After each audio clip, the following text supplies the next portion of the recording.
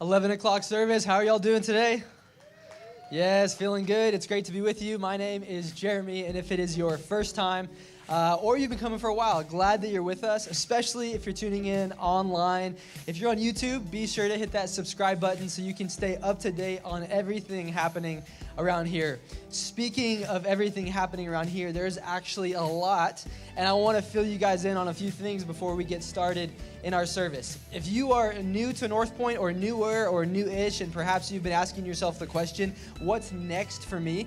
I want you to know that it is the perfect time to be here because next week we are launching something called Starting Point.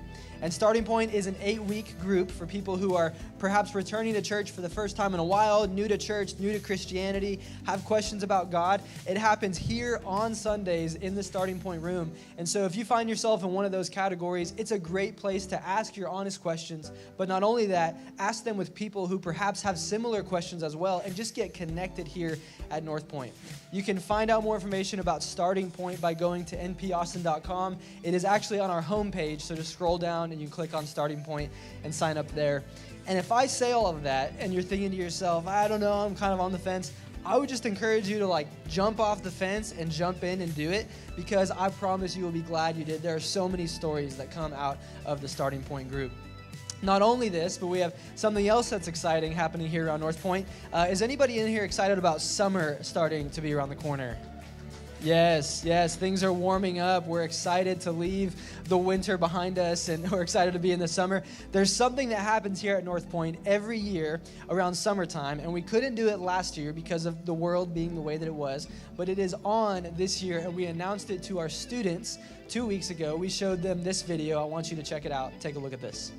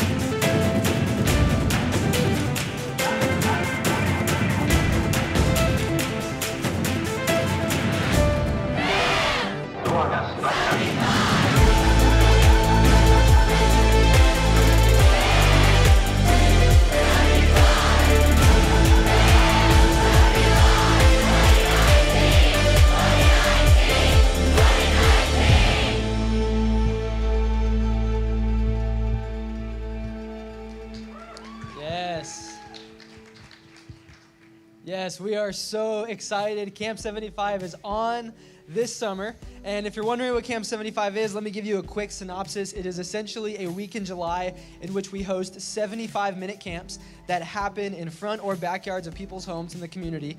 And it's for kids, just an opportunity for them to have a blast, connect with their friends and neighbors, and learn about God in the process as well. And the amazing thing is that the whole thing is led by our students here at North Point. And so our students go away in June to a thing called boot camp where they prepare for and learn what it looks like to lead Camp 75. So it's for kids, led by students, and it is ultimately made possible and partnered with by adults. Y'all coming alongside our students and our kids and creating this incredible experience for them in the summer. And the way you do that is 3 ways, really. It's essentially being a host home, being a driver, which we're going to be talking more about those 2 things coming over the next few weeks and months, so I'm not going to get into it right now. But the third thing you can do is actually right now you can sponsor a student. I would go as far to argue that the next generation, our students, are perhaps the most impacted for the rest of their life by what's happened in the last year. I mean, graduations that have been lost, prom, all of those things that are marker moments in a student's life. And we're seeing this in loneliness and mental health issues that are coming out now as a result of 2020. And boot camp and Camp 75 can be one of the most life-changing things for these students. And so if you're somebody that perhaps you don't have a student and you can partner and sponsor a student and pay for them to go to camp, that's also one of the ways that you can partner with us in Camp 75 as well. All of this is going to be talked about a lot more, like I said, and you can find out more information at camp75.com. But know this, it's one of the best ways we come together as a church to love and be for our community in the summer, and we are so excited about it. So with all that being said, we're going to jump in today. We have a brand new series we're kicking off with our lead pastor, Buck Ebelhouse. Music will be led by Chris and Taylor. At the end of service, the whole thing will take right around an hour. And so with that being said, here's part one of the story of your life.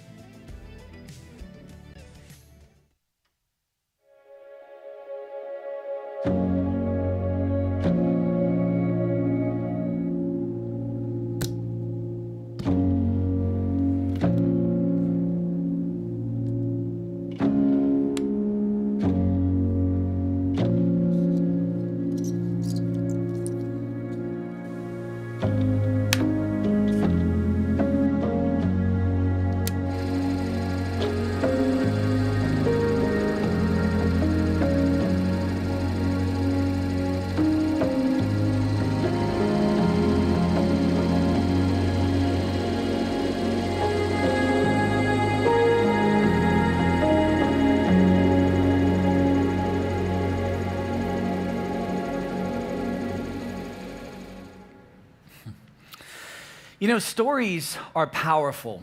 If you ever pause long enough and just think about the power of a story and how remarkable they are, it's pretty fascinating. I mean, stories can inspire. Stories can cause us to change. It can cause large groups of people to change. I mean, stories can change our emotion. We can be happy on one end, and all of a sudden we're watching a story or hearing a story, and all of a sudden it's like, you know, our emotions can change. They're just remarkably powerful. In fact, speaking of stories that can cause emotion, there's a wonderful story that I love. It's in a movie. It's called The Story of Rudy. How many Rudy fans are in here? You guys Rudy fans? There you go. Yeah, I heard some, kind of masculine tones. Yes, we're Rudy fans. So anyways, it's one of my favorite movies. And if you're not familiar with the story of Rudy, it's a story about this young man named Rudy who aspired and desired and dreamed about going to the University of Notre Dame. And he really wanted to play on the football team. But the only challenge was he was way too short, way too, he was under-talented, not smart enough. And the whole movie is like his dad, his brother, his friends, his whole community saying, Rudy, you're never going to go to Notre Dame. You're not smart enough. You're not big enough. You're not talented enough. And so the whole movie is him overcoming these adversities, and eventually he goes to this junior college. He makes the grades to get into the University of Notre Dame, and then he walks on the football team, and the coaches all see him, and they're like, okay, this guy's way too short to be on the team, but he had the heart of a lion, and they noticed this, and so they put him on the practice squad, and then the whole movie is like he's inspiring all these huge football players, because he has this incredible heart. And then the last scenes of the movie is the last game is upon Rudy, the last game he can play in his college career, and the coaches knew it.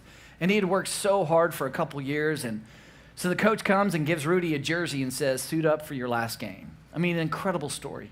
And so Rudy comes running out of the tunnel of the Notre Dame stadium, and his dad's in the stands, and his mom, and his brother, and his friends, and, they're like, that's my boy, Rudy. It was so incredible, and I start to get emotional at that point. And then at the end of the game, Rudy hadn't played a single play because he's just way too small to be out there on the field. But at the end of the game, Notre Dame's winning. The coach decides to put him out on the field.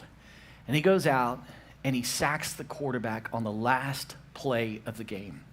And Rudy, historically in Notre Dame football, was the first player ever to be carried off the field. Now, many players since then have been, but he was the first. And I'm telling you, at that point, as I'm watching this movie, Rudy, he's carried off the field. It pans to his dad in the stands, and his dad's like, that's my son. I'm getting all teared up, and my boys are looking at me if they're watching the movie with me, and they're like, Dad, are you crying? I'm like, no, I'm just focused, sons. I'm just focused, But I'm just telling you, I share that movie with you because it's so powerful. And that's the power of a story. That's how remarkable stories are. They can just move you to change. They can move you to emotion. And so the question becomes, well, what makes a story powerful? What makes a story just this ordinary story that you hear and you're like, blah, blah, blah. And then here's a story over here that you're like, wow, so inspirational. What's the difference? What makes a story powerful? Well, if we were to break down a story by definition, in its simplest form, is simply this. Is any story you have a point A, and here's your point A, and then you have a point B. That's basically the definition of every single story. I was here, point A, and I wanted to get there, point B. You know, hey, at point A, I was at home, and point B, I wanted to go to my friend's house. Point A, I was single, and B, I wanted to get married. In every single story, it's very simple. There's a point A and a point B. I was here, and I wanted to get there. Now, the question becomes, well, what makes a story fascinating? What begins to give a story edge? What begins to give a story some conflict, some struggle? What begins to make a story like, oh man, I'm leaning in, I'm curious what's going to happen? Here's the thing. In every single story, this word shows up, and it's the unexpected. And the unexpected is inevitable. It's going to show up in every single story. For example, you know, hey, I was at home, and I wanted to go to my friend's house, point B. And on the way to my friend's house, a tornado came my way. I mean, it's a little bit extreme, but all of a sudden you're like, oh, wow, a tornado? Yeah, a tornado came my way. Or, hey, I was single, point A, and at point B, I desire to get married. You know, and then all of a sudden, somewhere in the unexpected, you never know where it's going to fall in this story. But all of a sudden, I was falsely accused and sentenced to go to prison for 10 years. And you hear that, and you're like, that is so unexpected. And there's something inside of us now that's like, man, we're curious. You know, like we're kind of inspired, we're engaged, we're leaning in. And the thing about the unexpected is the unexpected can come in so many different forms, in so many different ways. And this is not an exhaustive list, but you can kind of think of it this way. You know, it's pregnancy. That can go one way or the other, like, wow, I'm excited, or oh, no, you know. The lottery, same thing. That can be both ways. I mean, oh, my gosh, I won the lottery. So unexpected. Or you read some biographies and watch some stories of people win the lottery, and you're like, I'm not sure I want to win the lottery. You know, hardships, hurt, conflict. You know, you ask somebody to marry you, and they say no. That's unexpected. You're like, yikes, I don't know what to do. But if you're watching that story, you're leaning in at this point. You know, pain, obstacles, tragedies, loss, betrayal, depression, grief, confusion, health. My point is this. In every single one of the stories of your life and my life, unexpected is inevitable. In fact, Jesus, one of the things I love about Jesus is Jesus knew this. In John 16:33, he said this to you and to me. He said, hey, heads up. In this world, you're going to face trouble. Hey, this is not your home. Your home is the home to come. This world is broken, and you need to know that in your life, in this world, the unexpected will come your way. It's inevitable. And here's what creates the curiosity. Here's what creates the leaning in. Here's what, when we're watching the story, it moves from just a normal story to a powerful story. And what makes that move is, what did you do? What did you do in the unexpected? What choices did you make when you were almost to your friend's house, the tornado was coming your way? I mean, what'd you do? Man, we're on the edge of our seat. We want to know. And depending on what you do makes that story inspiring or just a everyday story. And this is important. This is an important point for your life and my life and the story of our life. Because here's the thing. What you do in the unexpected will determine the story of your life. What you and I choose to do in the unexpected, which is inevitable, will determine the story of our life. And here's what I know about you. Here's what I know about me. Regardless if you're a Christian or not, we all want to tell a great story. We want to tell a remarkable story that we're proud of. I mean, we don't want to get to a chapter in our life where we're talking about the chapters of our story and have to hide chapters, be ashamed of chapters. We don't want to do that. None of us do. I mean, we want to be able to tell our children and, our grandchildren, hey, here's a story of my life. And we want to be proud to tell every chapter of the story of our life and the decisions we made in the midst of that. And even if you're here today or you're watching or listening online and you've got some really bad chapters in the story of your life, which I'll go first and I'll say, man, I've got some really bad chapters in the story of my life. The beauty is that we can begin to write a new story. That today you can begin to make decisions and write a new chapter, a chapter that you're proud of. And because I know this is true for all of us, we all want to tell a great inspirational story of our life. Today, I'm so excited that we're kicking off this new series called The Story of Your Life, to where over the next several weeks, we're going to come alongside of all of us. Like, to the best of my ability, to the best of our ability, we're going to try to give some guideposts. We're going to try to give some clarity. We're going to try to give some principles with the ultimate outcome for all of us, starting with me, that we can get to the next chapter and the next chapter and the next chapter, and that we can look back on our lives and be incredibly proud to tell the story of our lives. So how does that work? I mean, how do we begin to do that? Well, today as we start this whole discussion, I actually want to give you a clarifying question. And this is a question that I think is kind of like a guidepost, if you will, if you think of it that way. This is a question I want to challenge you to ask in the unexpected. And the question I want us to think about today and talk about is, what story do I want to tell? Because I think this is such a powerful question. It's, in your life to really think about, ask and answer this question, then write it down. Hey, what story do I want to tell? And when it comes to my marriage, what story do I want to tell? Hey, when it comes to this tragedy that I have no idea, like, God, if you're loving, it came my way, I don't know why. But what story do I want to tell in the midst of this tragedy? What story do I want to tell in my high school or college, as a student? What story do I want to tell in this dating relationship? What story do I want to tell with my faith when it comes to God? What story do I want to tell when it comes to my finances or my career? It's such a clarifying question. And you've got to think about your story and, what character do you want to play in your story? Do you want to be the villain or do you want to be the hero? I think in every one of our stories, I think we would all honestly say, man, I want to be the hero. And then what kind of example do you want your story to be, especially to your children or to your legacy? Do you want to serve as the bad example or do you want to serve as the good example? And here's the thing that you may push back against or disagree with, but I want to challenge you here, is that when it comes to your story is comprised of decisions. You decide your story. You really do. And what's so cool is you and I have the freedom, regardless of the external circumstances that happen to us. And in my work and in my field, I've sat on the other side of some of the worst scenarios and some of the worst tragedies and traumatic events that you could ever imagine. I've seen them. And I would never justify those. And those are injustices. But in the midst of that, I've watched people leverage their God-given freedom to say the lock's on the inside of the door. The lock is not on the outside of the door. You aren't locked in a room. You are free to decide the story of your life. And as I said earlier, what's important to know is you write the story of your life one decision at a time. That's true for all of us. Now, everything I've said to this point, I don't think is like brand new, or I don't think is an epiphany. I don't think you're sitting here watching or listening and go, man, Buck, I've never thought of this before, right? But even though this is not new or this is not, something, a big epiphany, my question then is, if we already know this, then why are there chapters of our life that we look back and we're like, oh, don't want to talk about that?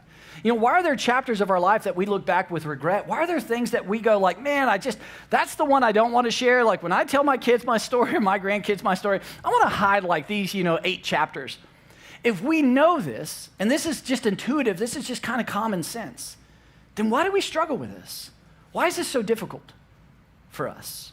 Well, I think there are a lot of reasons as to why. But I think one of the big reasons as to why this is very difficult for us is because of what I call emotional fog. Emotional fog. Now, emotional fog, again, happens in the unexpected. Let me kind of phrase it this way. So the emotional fog happens here, and just for the sake of our discussion, I'll write fog right here. And what happens is when unexpected things come our way, maybe in our marriage, maybe in parenting, and our son or daughter says something, maybe in our financial world, maybe when it comes to faith, whatever it may be, when the emotional fog sets in, like everything becomes extreme. The emotions get so high. And all of a sudden, in the midst of this unexpected and the emotions are high, we want to make a choice. We want to make a decision. And in the midst of the emotional fog, we just want to go, okay. What can I decide in this moment? Because it's so overwhelming. It's so hard to see. I've lost perspective of the big picture that's going to give me some relief, the best outcome of the moment. And it's in the emotional fog that we make these decisions and choices that we later regret. And we certainly don't want to tell that chapter of our life. For example, maybe it's a job and you've worked really, really hard and you've been faithful to the company and you've made the company a great profit. You've been responsible. You've been a man of character, a woman of character. You've done the right thing. And all of a sudden the boss, walks in your office with a box and says, hey, it's time. It's time. We got to let you go. and gives you this really flimsy reason. And now you got to carry this box and you got to walk out in front of all your peers and they got to watch you, and it's a humiliating walk. And then all of a sudden you got to go home and you got to tell your family.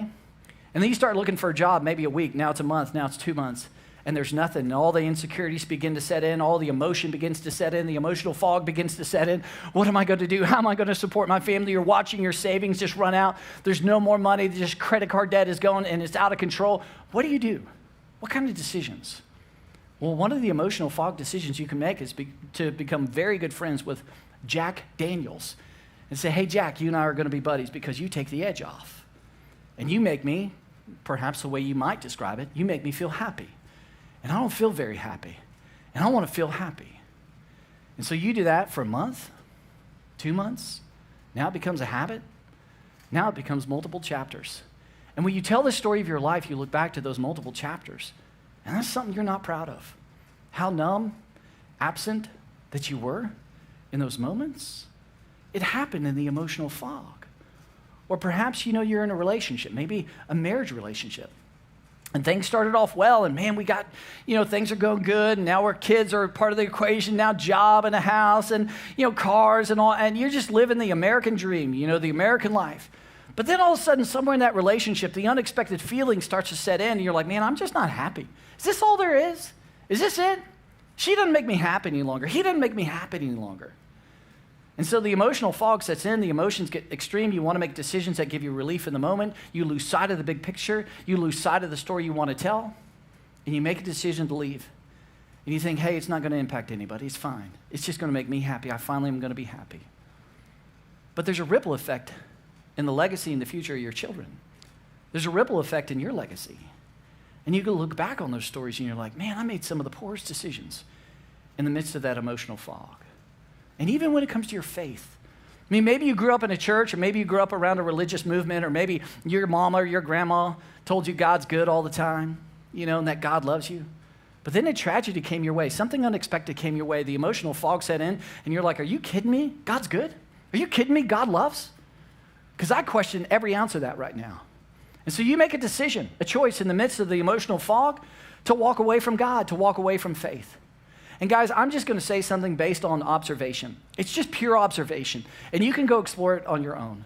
But I'm telling you, every single person I've ever spoken to who's walked away from God and faith, fast forward not a year, fast forward not a couple years, fast forward maybe a decade or so, there's always regret.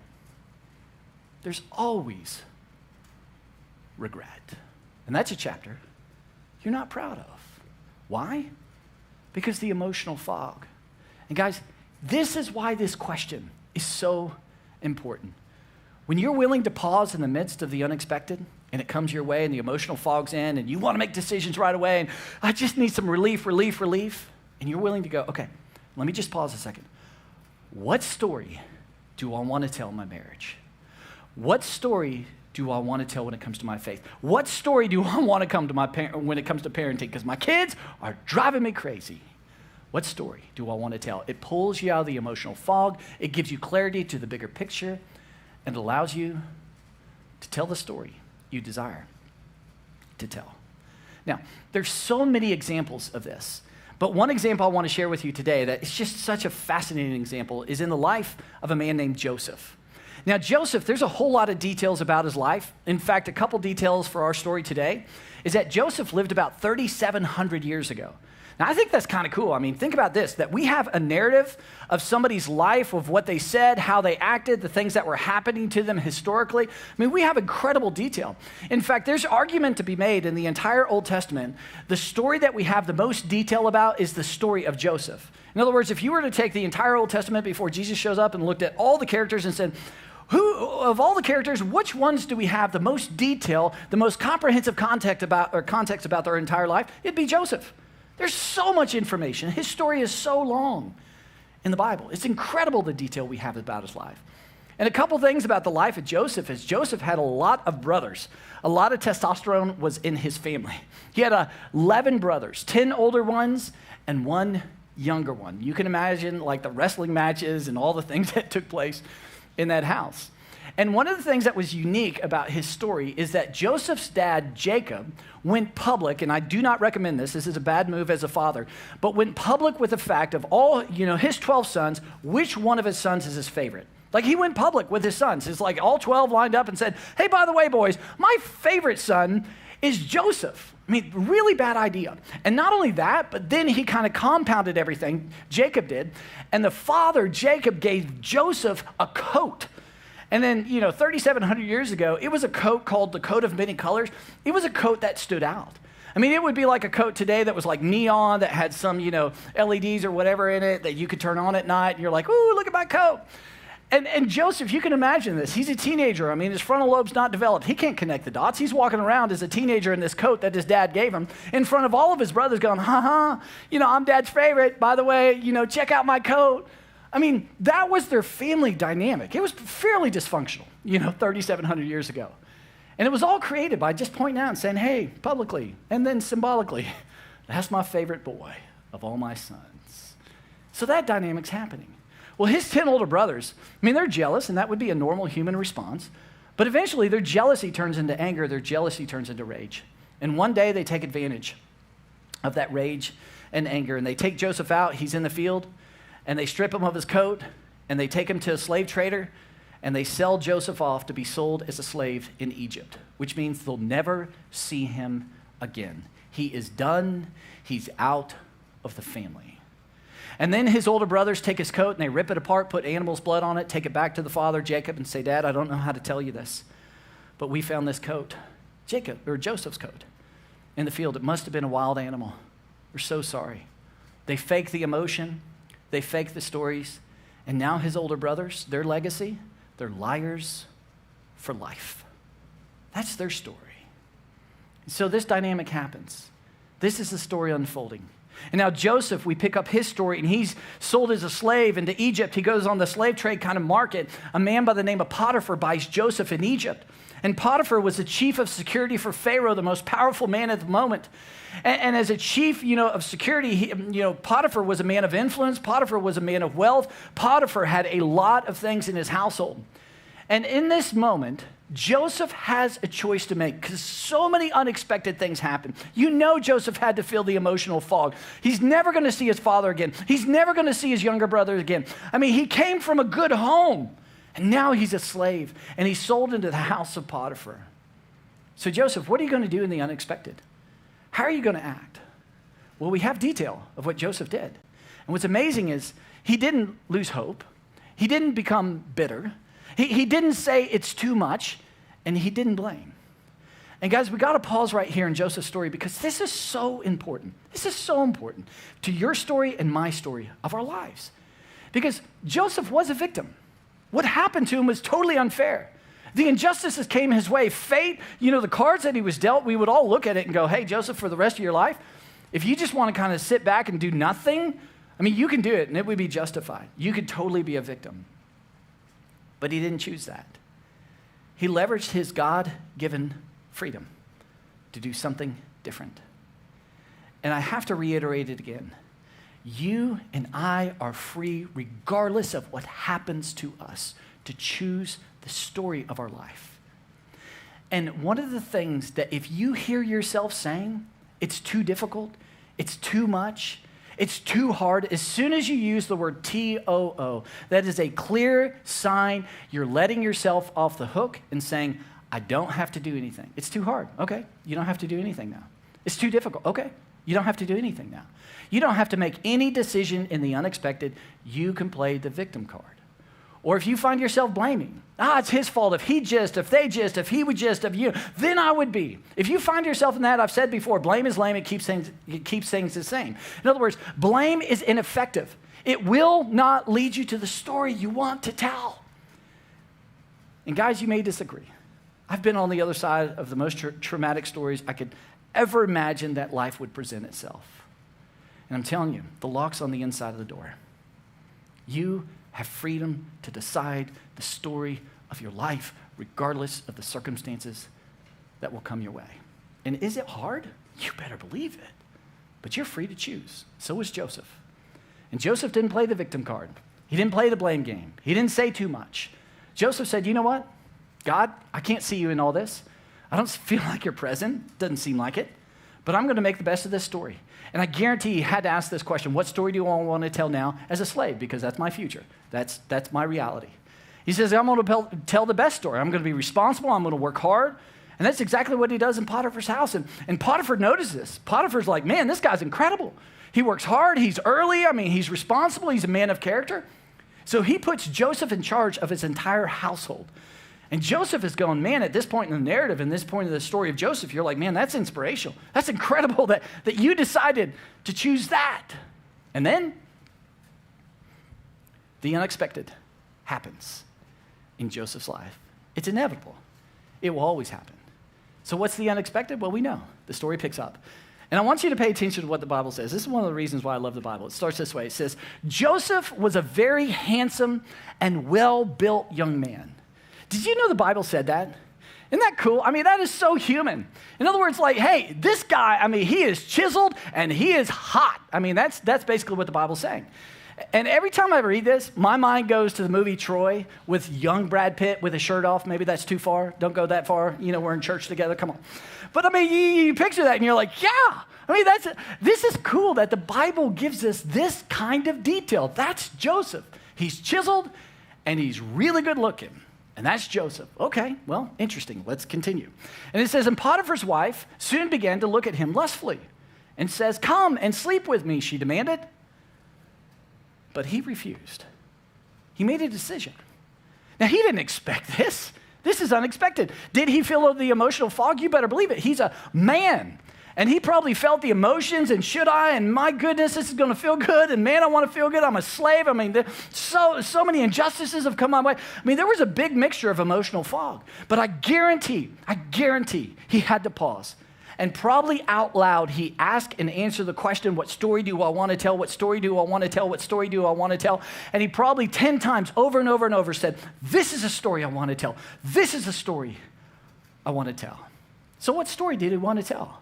Well, we know because he tells the story. He says, with me in charge, he replied to her, my master does not concern himself with anything in the house. Everything he owns has been entrusted to my care. No one is greater in this house than I am. And he continues, my master has withheld nothing from me except you. That's my story. I want to be a man of responsibility. I want to be known as a man of character. I want to be a man who works hard. That's the story I want to tell. And man, Potiphar's entrusted me with so much. I want to keep the integrity of the trust given to me. That's my story. And then look at what he does. I love it. He says, oh, and Potiphar's wife, he says, you're his wife. Do I need to remind you of your story? You're not my wife. You're the wife of Potiphar. And that is your story. And then Joseph says something that I think is so insightful. To say, your story and my story, if you're a God follower, if you're a Jesus follower, is much bigger than our finite little stories. He says this, how then could I do such a wicked thing and sin against God? That your story is part of a bigger story. You need to know that. That when Jesus came into the world, I mean, Jesus, if you're a Jesus follower, you need to know he called you ambassadors. He said, you are my ambassador. An ambassador goes and represents with the words they say, represents with what they post on social media, represents with their opinions, represents with their lifestyle. And Jesus said, if you're a Jesus follower, I mean, he gave us very strict orders. He said, love as I have loved you. That's the standard. That's the command. And then he says, and the people will know you are my followers by the way that you love. You are my ambassadors. Your story is always part of a bigger story. And Joseph recognized that his story was part of God's story. And God has spoken in to the temptation he feels. So what happens? Well, and though she spoke to Joseph day after day, he refused to go to bed with her or even be with her. It's a remarkable, remarkable story. And I guarantee he had to tell himself over and over, what story do I want to tell? Well, this is not the end of Joseph's story. Because from this place, The unexpected happens because it always happens. It's inevitable. And Potiphar's wife goes to Potiphar and says, hey, I need to tell you something about Joseph, that Joseph has taken advantage of me. She lies about Joseph. And Potiphar has a choice. He can send Joseph to, or sentence him to death or send him to prison. And 3,700 years ago, if that was the accusation, death is the consequence for those actions. But you read the story, and he was actually sent to prison, which gives us a little clue on the interpretation of this story. That this was probably not the first time Potiphar's wife has done this. Because Potiphar sends him to prison. Joseph goes to prison. He's in prison for 2 years in prison. He tells his story, and this is what's so cool. As he tells his story in prison, he's not ashamed. He tells his whole story. Here's what I've done as a teenager. Here's what happened. Here's kind of the choices I made. He is proud to tell his story. It's a remarkable story. And he tells his story to two individuals in prison, and these two individuals used to work real closely with Pharaoh. And then these two individuals have some dreams, and they wake up the next morning to tell Joseph about his dreams, or their dreams, and Joseph says, hey, I can connect the dots. I can tell you what those dreams mean. And he interprets those dreams. Well, one of those individuals gets out, begins to work close with Pharaoh again, and one day Pharaoh has a dream. Pharaoh sends for his wise counsel. Wise counsel can interpret Pharaoh's dream. And then the guy who was with Joseph in prison, who absolutely remembered Joseph because of his incredible story, says, oh, I know somebody who can interpret your dream, Pharaoh. So he sends for Joseph. Joseph gets showered up, shaved up, cleaned up to present to Pharaoh. He stands in front of Pharaoh. Pharaoh tells Joseph his dream, and Joseph says, Pharaoh, this is what your dream means. And then Joseph does something that could have cost him his life. And then he follows that up, and he says, that's the interpretation of your dream, and here's exactly how you should handle that. He tells Pharaoh what to do. No one told Pharaoh what to do unless Pharaoh asked. But Joseph went ahead and told him. Well, Pharaoh hears the story of Joseph and is like, man, this guy's so remarkable. I mean, his choices that he made in the unexpected, he didn't play the victim card. He said, God, I trust you when I can't even see you and it doesn't feel like you're present. Man, what an incredible man. So what Pharaoh decides to do is put Joseph in charge as the prime minister and in charge of everything Joseph told Pharaoh to do. Because Joseph told Pharaoh, your dream means there's going to be a famine in the land. And we've got plenty of grain today. We can store up the grain and we can prepare for this famine. And Pharaoh goes, Joseph, you're in charge of all of that. Now he's the second most powerful man in the land. Fast forward 10 years, Joseph's story is incredible. Tens of thousands of Egyptians do not starve because of the famine and because of his incredible leadership. Well, after 10 years, not only is that happening, but Joseph's story is multi-layered. Because you remember his brothers, his older brothers? It's been 20 years since they sold him into slavery. And for the last 20 years, they've been with their father Jacob. And every time Joseph's birthday would come around, they would say to their father Jacob, Dad, we're so sorry. I know this is a tough day for you, the day that you're reminded that a wild animal took Joseph. For 20 years, they perpetuated a lie. It's a permanent part of their story. They were liars for life. That was their story. And then the famine begins to impact them.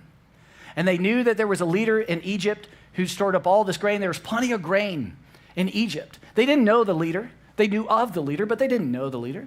And so they go to Egypt because they need some grain to support their family. While they're in Egypt, the unexpected happens again in the life of Joseph. And all of a sudden, he recognizes his brothers. Imagine that moment. For 20 years, they took him away from his family. For 20 years, he had to deal with the injustices. For 20 years, he had to go, God, I don't see you, and wrestle with his face. For 20 years, because of their decisions in his life. He didn't choose it. They chose it upon him. He was justified in that moment to take revenge. He was justified in that moment and had the power to take their lives.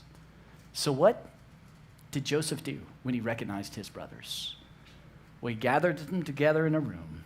He sits down with them, and it reveals who he is. I am your younger brother, Joseph. All of his brothers at this point are freaking out. They're like, our lives are over. We're done. And then Joseph does a thing of incredible character. Look at what he says in that moment. He says, you, brothers, intended to harm me, but God intended it all for good. He brought me to this position so I could save the lives of many people. In other words, Joseph says, God works all things for the good. Give enough time and enough context, you will see that you intended it for evil. God was ever so active in the midst of that.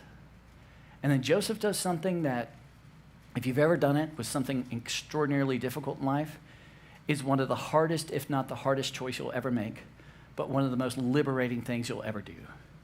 He forgave. He looked at his brothers and said, you don't owe me any longer. The debt's canceled. I will no longer carry your actions a single day further. Your debt is canceled. You are forgiven. That's his story. And you read the rest of the story of Joseph, incredible legacy. Unity begins to happen in his family. It's a wonderful, powerful story. And all throughout the story of Joseph, you know he had to pause over and over and over in the unexpected and ask the question, what story do I want to tell? So what does this mean for you? What does this mean for me in our stories? Well, here's what I want you to think about, and I really do. Just take a couple minutes for you. Think about this question. What's the story of your life so far? As you think about your life, all the good, all the bad chapters, we all got a bunch of good and a bunch of bad. I mean, what's the story of your life so far? As you think about your marriage, second marriage, third marriage, what's the story of your marriage so far? As you think about your kids and kind of where you're at in the season of parenting, what's the story so far? As you think about your faith in God and different tragedies and hardships and questions you've had, what's the story of your faith so far? As you think about your job and your reputation at work, and even though your boss has been hard, the company's been hard, I mean, what are the choices that you've made? What's your story so far when it comes to your career? As you think about your morality and your secrets and your ethics, what's the story of your life so far? And with whatever has energy, because I guarantee something has energy right now for you, whatever that is, one of the most clarifying questions you can ask once you have perspective, what story do I want to tell? So what story do you want to tell in your marriage, in your relationships, in your faith? What is that story? What's that look like? You know, one of the greatest things that a really good friend of mine and we do together is that when the unexpected comes our way in our marriages, when the unexpected comes our way in our moral choices, when the unexpected comes our way with our kids, and we feel this, and man, I'm telling you, I've felt this so many times in my life, the emotional fog. You know, one of the things, it's just really simple that we do, is we've shared our stories. This is what I want in my marriage. This is what I want with my boys. This is what I want with my faith. This is what I want with my character. And we will text one another because he knows I'm so tempted. I know he's so tempted to make a choice that we're not going to be proud of, that we're not going to want to share that chapter. And we'll just remind one another of our story. Hey, here's what you told me you wanted in your marriage. Here's what you told me you wanted as a man. Here's what you've told me you wanted with your kids. Here's what you've told me you wanted in your legacy when it comes to your morality. I just want to remind you of your story. And I'm telling you, in the emotional fog when it sets in, somebody on the other side of you, just to remind you of when you had clarity, the story you wanted to tell, it is so incredibly powerful to give you context and to help you take steps towards a story you want to tell in your life. So for you and for me, just a couple things to think about. As a parent, you know, parents, what kind of story do you want to tell? And let me just say, parents, your words and my words as a parent, they're important. They really are. But far more important than your words is your story. Your story is going to become the story of your kids. Your story is going to become part of the story of your kids, because when your kids grow up and somebody says, hey, tell me the story of your life, guess where they're going to start? In the beginning of their story. They're going to start with you. Well, let me tell you about my dad. Let me tell you about my mom. Let me tell you what they actually did. Let me tell you how they acted. Let me tell you the decisions they made in my life. Your story will become part of your kid's story. So as a mom, what kind of story do you want to tell? As a dad, what kind of story do you want to tell? You know, I think about, a quote that I heard many years ago that I look at all the time, and it's a quote that I don't like to look at because it brings a mirror into my parenting. And it's a quote by Joseph Chilton Pearce, and here's what it says. What we are teaches the child far more than what we say. So we must be what we want our children to become. You can tell your kids this all day long, but they're going to watch you. They're going to see your story, and your story will lead them more than anything else. that's a huge piece that you can hear and go, oh, or that's a huge opportunity. So for you, as a parent, what story do you want to tell? How about this one? Single. If you're single and you desire to get married, what story do you want to tell? I guarantee your story will be part of your future marriage. Your story you will bring into your future family and that future relationship. So if you're single right now and you're dating, what story do you want to tell in that dating relationship? Because it will come into your marriage. If you're single today with your morality and your ethics and your character, I mean, what story do you want to tell? Because you'll bring that into your marriage. And I've said this before, but I'll say it again. I think there are very little to zero marriage issues. There are no real marriage issues. There aren't. You simply bring the story of your past into your marriage. And that is what creates the issues. So in terms of you're single, man, you have the freedom to determine the story you're going to tell. If you're a student, how about your story? As a student in high school, as you graduate, a student in college, what story do you want to tell? And then, last of all, we could go on and on, but in your marriage, what story do you want to tell in your marriage? You know, guys, I've shared this before with you, but, a story that I think about all the time, that, again, I've shared with you, is I picture in my marriage, I picture the future. And one day, the story I want to tell is, one day I want to be rocking on the porch. And I don't know why it's on the porch, but that's just where my story goes. And it's Jill and I. And I'm looking at Jill, and we're rocking together, sipping something cold, maybe some iced tea. And we're reminiscing about our boys, all 5 of our boys. We're reminiscing about life. We're talking about North Point and how you guys have done incredible things in the city that can change the world. And we're having this conversation. And then my story that I want to tell is I look in our eyes. I look in Jill, and I see a woman that's been loved. I see a woman that's been valued. I see a woman that's been discovered. I see a woman that knows that she matters and has incredible worth. And I see a woman whose husband has been faithful to her every day of his life. That's the story I want to tell. And I'm telling you, Jill and I are in marriage. I mean, you hang with us a little bit. It's not perfect by any means. There's all kinds of emotional fog and unexpected that comes our way. There's all kinds of temptations. But one of the most clarifying things I do is I go back to that story, go back to that porch, go back to what I want to see in her eyes. And it gives me clarity in the moment. And I don't always get that right. But one of the greatest things you and I could do is ask and answer the question, what story do I want to tell?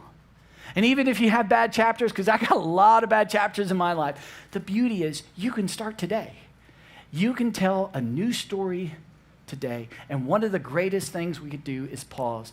Ask the question, what story do I want to tell? And if you're willing to do that, ask and answer that question, it prepares you one day to tell the incredible story of your life and be proud of it. Be incredibly, incredibly proud of it. Let me pray for us. Father, thank you for this day. Thank you for your grace and your love and your patience. Father, I just pray with the things that we talked about today that, God, that you just encourage our hearts. I know our stories are all over the place. I know there's lots of chapters of our story, and there's no perfect story out there. And so, Father, I pray that today that you just meet us, that you open our eyes to perhaps the story you desire for us. And may you wrap our hearts and wrap our minds around that story, and then give us the courage to make decisions and choices that will make us extraordinarily proud of the story of our life, whatever that may be. God, you're a good God, and you love us, and you're for us, and I'm so grateful for that. Thank you again for today. Thank you for your grace and patience. In Jesus' name, amen.